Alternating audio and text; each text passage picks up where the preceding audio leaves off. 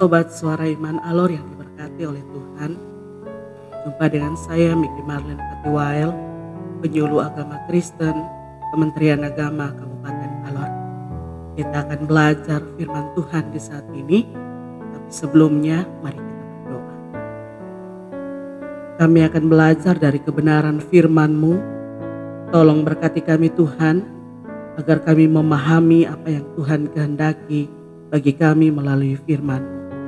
Dalam nama Tuhan Yesus, firman yang hidup, kami berdoa. Amin. Sobat Suara Iman Alor yang diberkati oleh Tuhan, firman Tuhan di saat ini terambil dalam pertama Yohanes pasal 4 ayat 10 hingga ayat yang ke-11. Begini firman Tuhan, inilah kasih itu, bukan kita yang telah mengasihi Allah, tetapi Allah yang telah mengasihi kita dan yang telah mengutus anaknya sebagai pendamaian bagi dosa-dosa kita. Saudara-saudaraku yang kekasih, jikalau Allah sedemikian mengasihi kita, maka haruslah kita juga saling mengasihi. Sobat Suara Iman Alor yang diberkati oleh Tuhan, inisiatif belaka tidaklah cukup. Cinta ada harganya, bukan sekadar rangkaian kata-kata, bukan hanya perasaan rindu yang menggebu-gebu. Banyak orang yang hanya berani mengucapkan, tapi tidak sanggup untuk membuktikan. Tidaklah demikian dengan Allah. Dia memegang perkataan melalui perbuatannya. Kasih ilahi bukan murahan, diberikan secara cuma-cuma, bukan karena tidak berharga, melainkan karena Dia sendiri telah membayar harganya bagi kita. Harga yang dibayar adalah melalui anaknya sendiri, dan bahwa ini adalah anak tunggal. Dari besarnya harga yang dibayar, kita dapat mengetahui betapa seriusnya dosa. Sobat Suara Iman Alor yang diberkati oleh Tuhan, Rasul Yohanes sudah menerangkan bahwa kasih berasal dari Allah.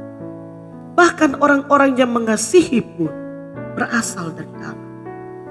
Allah bukan hanya sumber kasih, tapi Allah adalah kasih.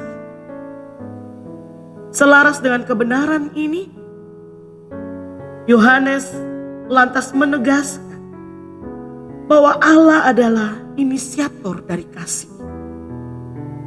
Dia yang aktif, Dia yang memulai.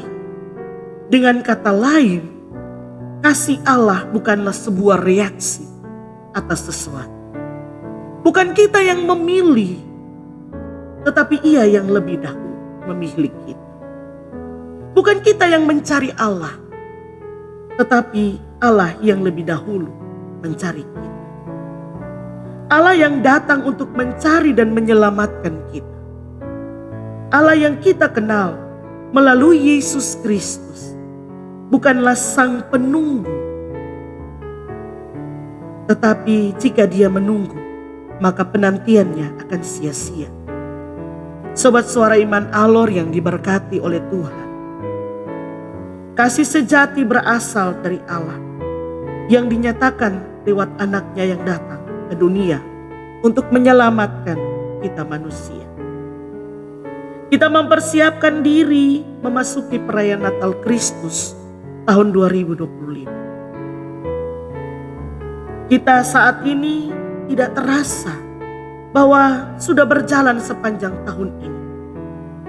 Itu karena kasih Yesus bagi kita. Karena itu dalam mempersiapkan diri, marilah kita kembali mengoreksi diri kita. Sudah sejauh mana kita mengasihi, baik mengasihi diri kita sendiri, keluarga kita, sesama kita. Karena itu adalah bukti dari kasih Allah kepada kita. Karena itu kita harus saling mengasihi, bahkan kita harus saling mengampuni, agar ketika kita menyambut lahirnya Sang Juru Selamat, hati kita siap untuk menerima bayi Yesus dalam hati kita. Kasih adalah sumber damai sejahtera. Jangan biarkan hati kita dipenuhi dengan kebencian, amarah, dendam untuk menanti Yesus.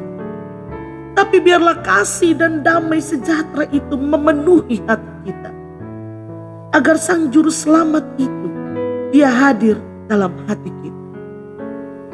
Sobat Suara Iman Alor yang diberkati oleh Tuhan.